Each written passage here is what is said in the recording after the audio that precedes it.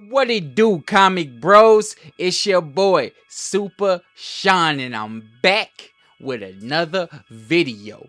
Oh yeah, today we gonna jump into that multiverse. Today we gonna jump into the wonderful world of Marvel's What If. But before I get into that story, I need y'all to hit that like button, subscribe to the channel. I'ma say it one more time for my people in the back. Smash that like button, man, because I'm getting a little bit of views and a lot of y'all ain't subscribed. Please help out the channel, help the channel grow. And when you smash that like button, it spreads the video through the algorithm. And we all just want to be loved, seen, and heard. And I'm the same as y'all, baby. And it's all love. I'm going to reciprocate it right back to you. Without further ado, Maestro! You know what it is.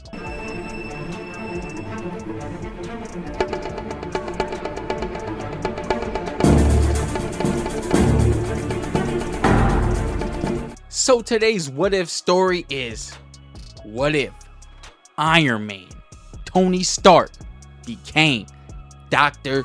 Doom? I thought with the recent reveal of Robert Downey Jr. playing Dr. Doom in the upcoming Phase 5, why not give y'all a little history, a little backstory on the what if, just to see if this is where they're fully going. Are they going to commit to this what if story and expand on the mythos? Or are they just, you know, like a little seasoning, pulling it from here, pulling it from there, you know, trying to put something else together for us? So, without further ado, without further speculations, let's answer the question. What if Tony Stark became Dr. Doom? The story kicks off with Tony Stark transferring into college, walking into his dorm with a PYT on his arm. Pretty young thing. Oh yeah. The moment he walks into the room, he is acting like he owns the place. At the desk by the doorway, his roommate is working and introduces himself as Victor Von Doom. Tony replies, mind if I call you Vic? And even offers him a babe to chill with. Doom is having none of that, telling Tony if you're living here, then your priorities better be in order. A few days pass, and Victor is bickering about Tony's rock and roll music being played way too loud, griping about how he is privileged due to heritage compared to him scratching and clawing for everything he had. Tony replies to him, telling Doom he better relax a little bit, chill out, and even helps Doom with the equation that he was working on. Actually, more than helps him, he corrects him. One day, Tony is at the park on campus with a hot babe, and Doom orders him to come with them. Tony moves hastily because the tone in Doom's voice was not so forgiving. Victor says he is in danger of losing his scholarship. So all the times Tony thought Victor was in the library, those days was spent in a storage annex. Victor says he is being forced to take extreme measures. Tony's jaw has dropped and his eyes are poking out of his head because he can't believe what Doom has built in this annex. Oh yeah. Before he could say something, Doom interjects and says he has borrowed money from every apparatus, falsified administrative paperwork, and you remember that girl you tried to hook me up with the first day you walked into my dorm? Yeah, I scammed her ass too, bro. He gotta get it right now. I can't be mad at Vic, man. He about to lose his scholarship, y'all. Tony says, bro, you're gonna get expelled. Victor replies, no, because with this machine, people will be able to move things with their mind. Think about what I can do for those that are misfortunate, that with illnesses, handicaps. Will you please help me finish it, Tony? Tony shakes his hand and they agree on it. Side note though, The whole time Victor Von Doom was having this conversation with Tony, bro had a condescending face. Like, it's a comic, so I can't say he had a tone, but yo, look at that face. It looked condescending as hell. I don't care what none of y'all say. Days pass and our two students are working hard, with Tony checking power sources and changing circuits. He notices a circuit that's out of place. Doom tells him to ignore it. Side note, y'all ever mess with a backyard mechanic, right? Hey, yo, what's that wire cut, man? Why is that wire cut? Don't worry about it, nephew. It's just to the fuse box. It's just a relay to the fuse box. Or it's just a blown fuse. It's just a blown fuse. That's what type of time Doom owe, man. Straight up. The machine is now ready for its first test. Tony Stark sits in a seat, hooks the headgear up, and before the machine cuts on, restraints pop out the arms of the chair and wrap up Tony's arms. He is caught off guard by this and says to his so-called friend, "What's with the restraints?" Victor replies, "The moment you are not a threat, I will release them." I'm like, how is he a threat? He's literally the one tied up. Tony, in disbelief, says, "Cut the comedy, Vic." Doom powers up the machine, sits in the other seat, puts his headgear on, and fireworks begin to fly. And with the push of a button, lights get really bright. Tony screams, and before you know it, security is rushing in. The guards recognize him, but still ask, "Are you that millionaire's son? You gotta be Howard Stark, boy. Are you Howard Stark in him, boy?" And with the mischievous, devious look on his face, Stark replies, "Yeah, I am." Dr. Doom just pulls off the biggest trade fleece in history, y'all. Move over, Russ, to the Broncos. Watch out, Davis to the Lakers. We got broke Victor for rich Tony. A classic swamp of consciousness. Now we see Tony taking meetings, catching flights, giving orders, while Victor, who has no memory of anything, is back in Latveria, living poor, stressed out, sipping a little bit. Y'all got a little cognac in his cup. Just a little yak, a little shot or two, you know what I'm saying? Howard Stark is starting to wonder why his son has been so distant. They argue, and the next thing you know, Tony Stark is running the company because Papa, he ain't make it, y'all. Howard Stark found DOA.